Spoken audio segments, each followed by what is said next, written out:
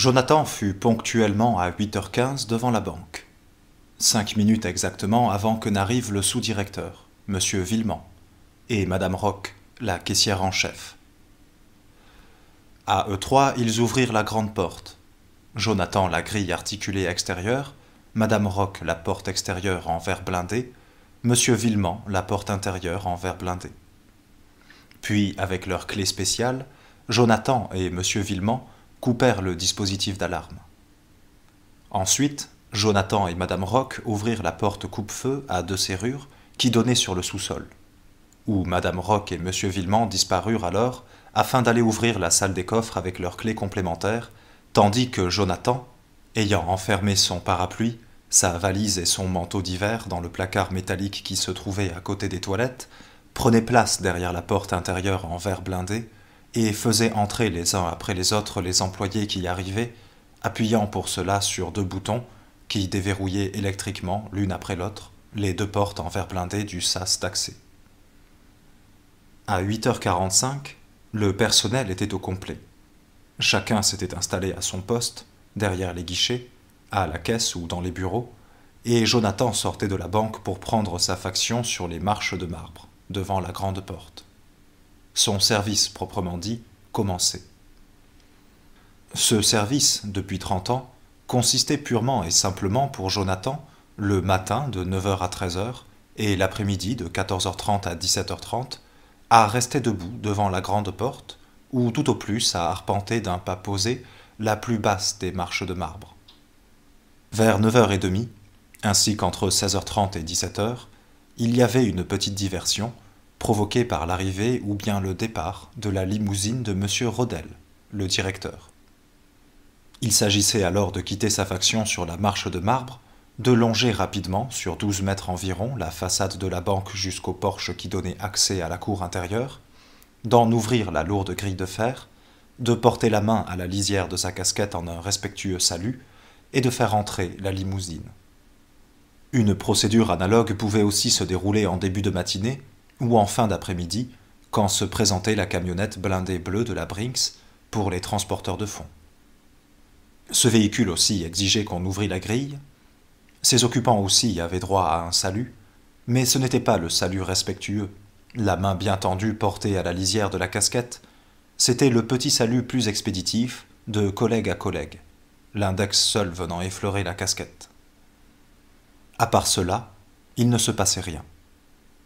Jonathan restait là, debout, regardait fixement devant lui et attendait. Parfois il regardait ses pieds, parfois il regardait le trottoir, parfois il regardait le café de l'autre côté de la rue, parfois, sur la plus basse des marches, il faisait 7 pas sur la gauche et 7 pas vers la droite. Ou bien il quittait la marche du bas et se mettait sur celle du milieu. Et parfois, quand le soleil tapait trop fort et que la chaleur faisait sourdre la sueur contre le cuir de sa casquette, il gravissait même la 3e marche, qui était à l'ombre du fronton de la grande porte, et après s'être brièvement découvert pour s'essuyer le front du bas de sa manche, il y restait debout, regardait fixement devant lui, et attendait. Il avait calculé un jour que, jusqu'à sa retraite, il aurait passé, debout sur ces 3 marches de marbre, 75 000 heures. Il serait alors à coup sûr la personne qui, dans tout Paris, et sans doute aussi dans toute la France, serait restée le plus longtemps debout à un seul et même endroit. C'était vraisemblablement déjà le cas, bien qu'il n'eût encore passé que 55 000 heures sur les marches de marbre. Car il n'y avait plus que de très rares vigiles à être ainsi, dans la ville, employés à poste fixe.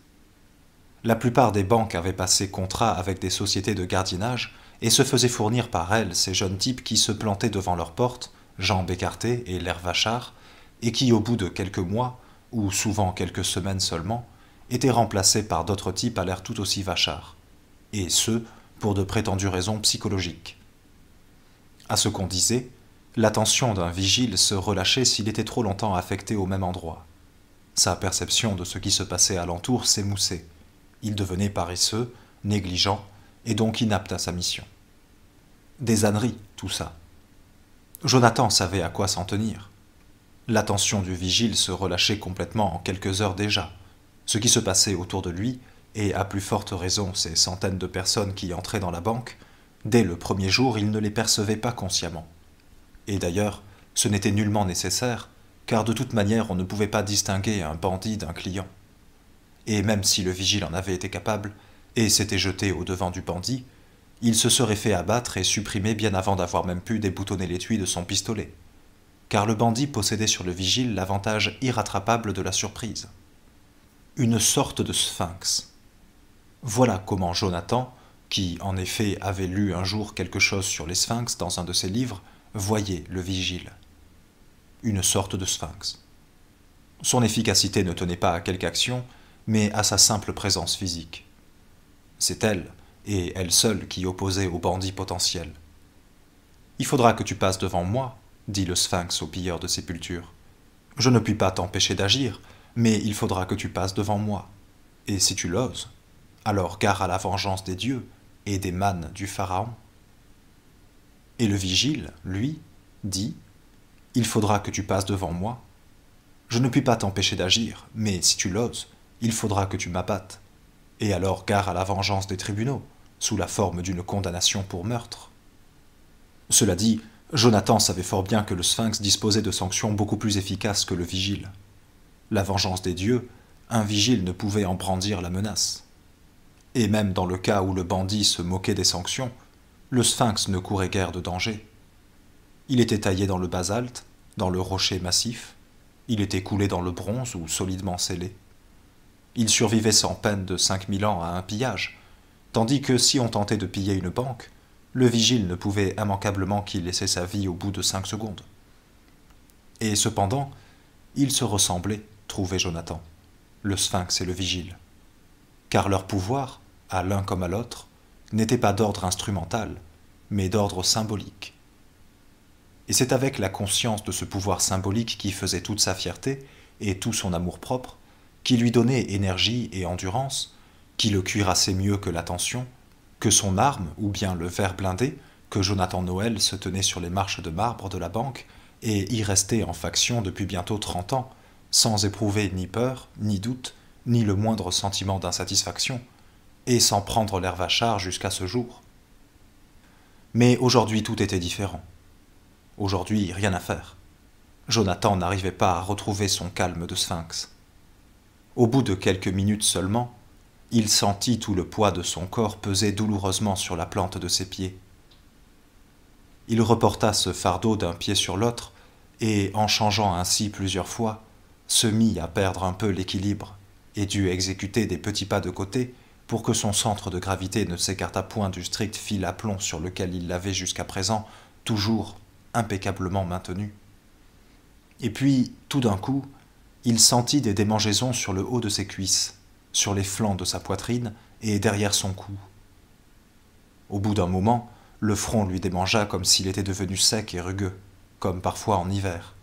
Et pourtant il faisait à présent très chaud, et même anormalement chaud pour 9h15. Son front était déjà humide comme il n'aurait dû l'être en fait que vers 11h30.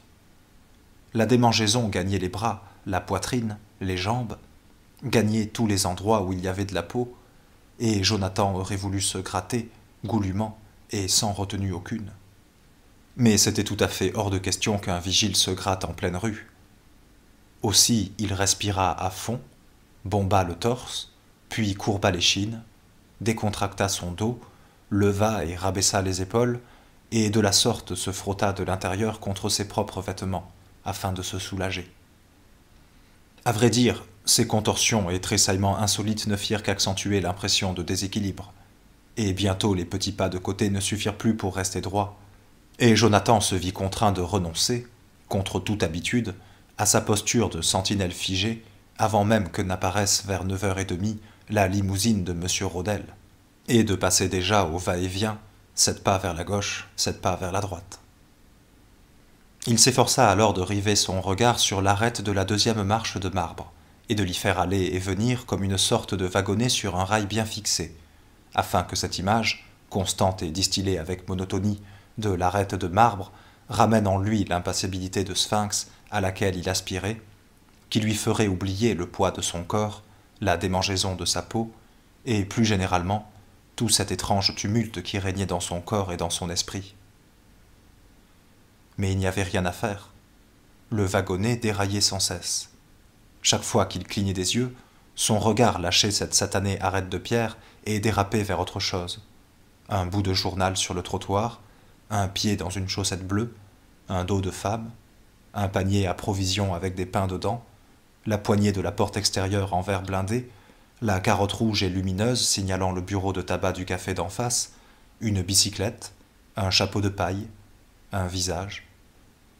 Et nulle part il ne parvenait à s'agripper, à se fixer un nouveau point de repère qui lui permît de s'y retrouver et de se ressaisir.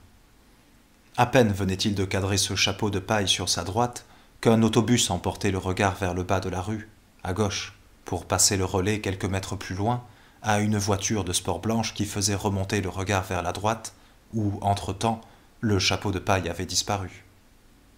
L'œil le cherchait en vain dans la foule des passants, dans la foule des chapeaux. Il s'accrochait à une rose qui se balançait sur un tout autre chapeau, il s'en arrachait, retombait enfin sur l'arête de sa marche, ne pouvait à nouveau s'y poser tranquillement, s'égarait encore sans pouvoir tenir en place de point en point, de tâche en tâche, de ligne en ligne.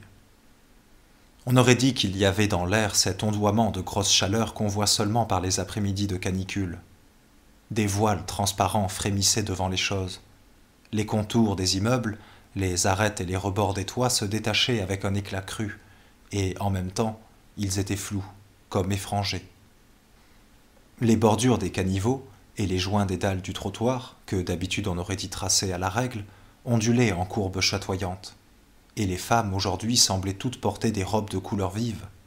Elles passaient comme une flamme qui court, captaient irrésistiblement le regard, et pourtant ne le laissaient pas se poser. Plus rien n'avait de contour net. Rien ne se laissait plus fixer précisément, tout tremblotait.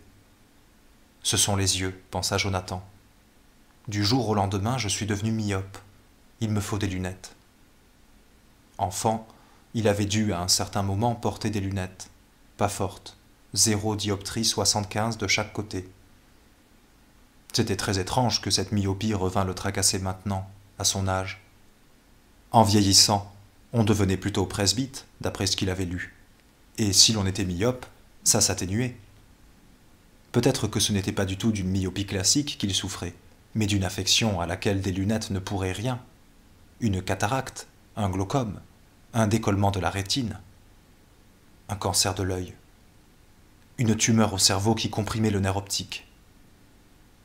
Il était tellement occupé par cette idée atroce que des coups de klaxon réitérés ne parvinrent pas vraiment jusqu'à sa conscience. Ce n'est qu'à la 4e ou 5e fois, on klaxonnait à présent longuement, qu'il entendit et réagit et leva la tête. Et effectivement, voilà que la limousine de M. Rodel était arrêtée devant la grille du porche. On klaxonnait de nouveau, et l'on faisait même signe de la main, comme si l'on attendait depuis déjà quelques bonnes minutes. Devant la grille du porche, la limousine de M. Rodel. Jamais il n'avait raté son approche. D'habitude, il n'avait même pas besoin de regarder, il la sentait venir, il l'entendait au chuintement du moteur.